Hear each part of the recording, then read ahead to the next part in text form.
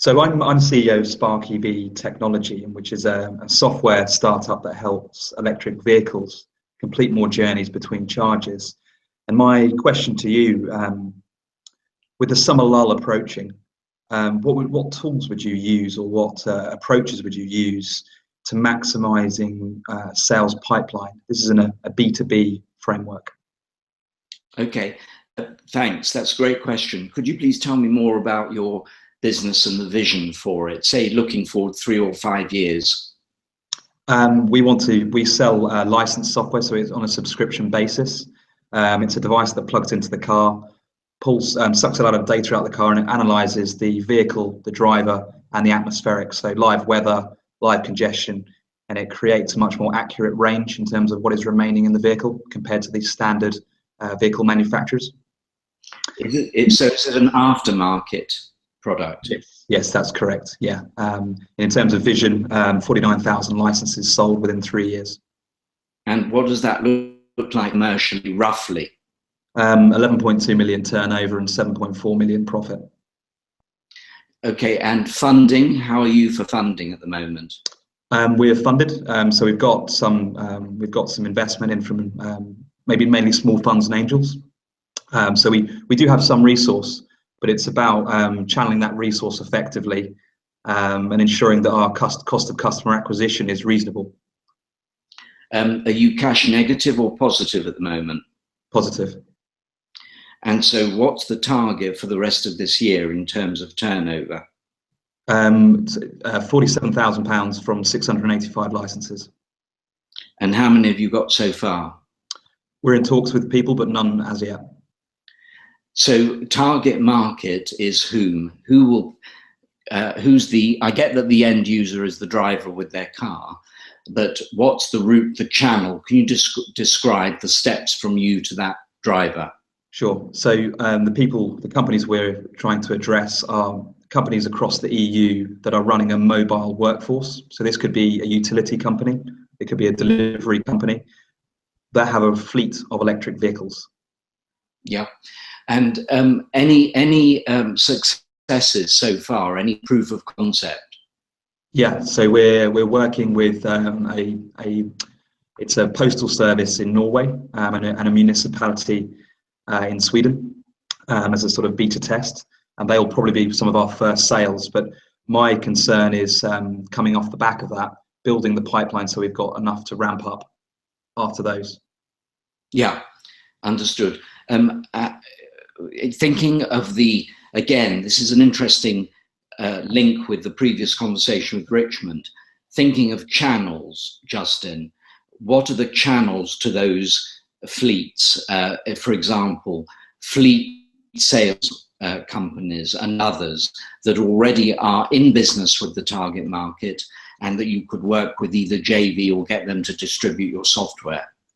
Yeah, so we're speaking to all of these large fleets have, sorry about that, they have their own software, so fleet management software to manage their fleets in terms of where their drivers go. So we're essentially piggybacking off the back of that as a route to market. So that's our channel. So it enables us to get access to large fleets quite quickly, and it enables them to sell more of their software to their existing customers. So that, I think, represents about 60 to 75% of our market. The remainder is selling directly through government procurement, so municipalities, or directly with fleet companies that have their own dispatch system. And again, we piggyback off the back of that system. Competition, what's happening with that? So the majority of the competition, they mainly look at historic data to provide future recommendations, i.e. here is a fleet of Iceland delivery vehicles in a city like Glasgow. 20% of those could be electric vehicles. Whereas what we do is we provide responses to ad hoc journey requests. So if you need a same-day delivery or a taxi around the corner or an emergency breakdown for a utility company, we can make sure that that vehicle and that driver combination can make those extra journeys. So the main benefit, in one word, the value proposition is what? How would you describe it if you filter it right down to a short sentence of the value proposition? It's utilization. It's utilizing assets, i.e. driver and vehicle, in between those charges. Is there any variation of that theme, again linking with the conversation I've just had with Richmond, in terms of exactly what the needs of different fleets are? It strikes me that it may not be one size fits all in terms of what the key benefit is, and I wonder how well you're communicating that. Yeah, I mean, there's two routes. I mean, there's mainly utilization. What we're talking about here is low margin industries where it is necessary to achieve more journeys in between charges. I mean, if you're a mobile engineer working for a utility company, that utility company wants you to fix more lines in between those charges. You could be on 18 or 21 euros an hour. If you're a delivery driver, you're usually self-employed, or you might be employed by the company, and you're paid on every delivery. So there's the utilization bit, which I've mentioned, but there's also the range anxiety. So on the bottom end of the electric vehicle market, where you have a limited range, removing that fear of running out of battery in the middle of nowhere with a passenger and parcel on board has also been it's had good feedback. Okay, and is it easily measurable ROI? Can you give demonstratable figures for each of those target markets? Yeah, so we basically we put the device on a vehicle for a week, and you can then look at the before and after in terms of how many journeys were completed or how many miles were completed in between charges in comparison with what the onboard dashboard says. And payback time is what, roughly? I mean, 6 months, a year, 3 months, 2 years? 2.5 days fully utilized. And pricing, is that easy, prohibitive, high? It's relatively easy. It's done on a per vehicle per month subscription basis. The larger clients we've got with over 500 fleets, 500 vehicles we're speaking to, they'll do it on an annual license basis. The smaller fleets will take a subscription, i.e. monthly basis. You know, it's a funny thing. My immediate reaction to you saying that the ROI is so quick, and given the state of the competition, I'm just wondering about your positioning in the market, and how much work you've done on market, service, product, price, whether you're at the Harrods end of the scale, Prada end of the scale, where it's all premium, or whether you're at the Primark end where it's all low, or somewhere, or all across the middle. And I don't know why, this is obviously a short conversation, but my gut feeling is that it's worth looking at your positioning and making sure that it's consistent.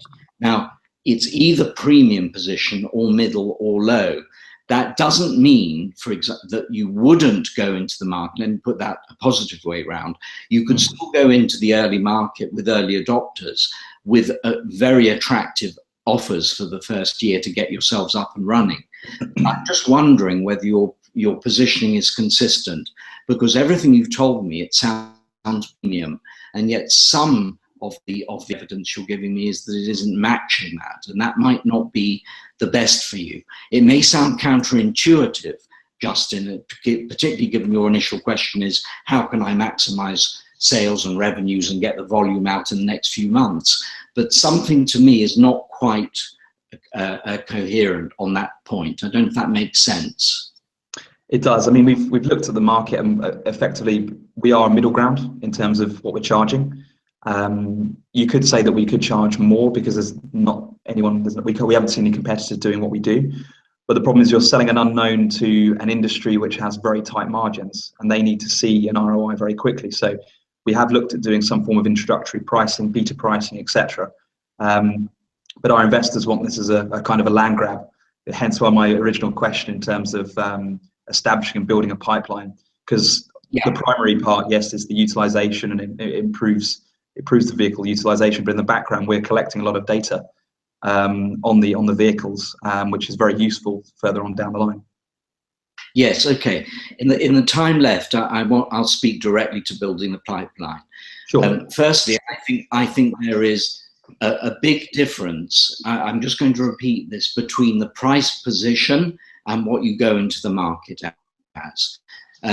Secondly, I think there are subtly different value propositions for each of those target markets. And I think you need to be unbelievably sharp with one sentence for each of those. So with one, it's about utilization. With another, it's about getting more longer miles or whatever. And another, it's going to be better usage of the battery life, whatever it is. But each of those, I suggest, needs to be altered, and rather than one size fits all. So it's quite similar to the conversation with Richmond.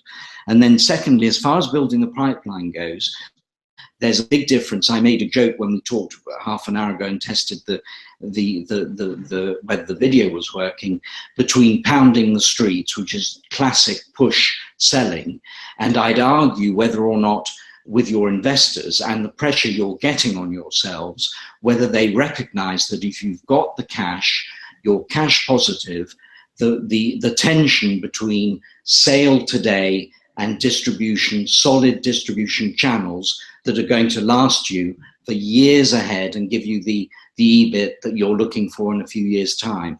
So another point of discussion for me would be pushing back against the investors about quick bucks versus longer term value, because what you're selling is not a quick buck at all. It sounds really great and fantastic value that's going to give all the benefits you've talked about.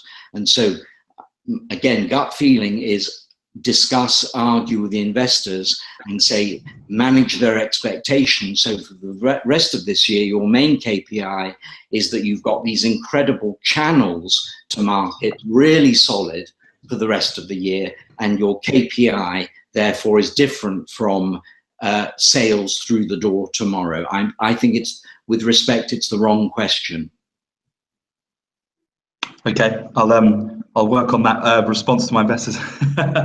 And thanks very much. Thanks for your help. Thank you.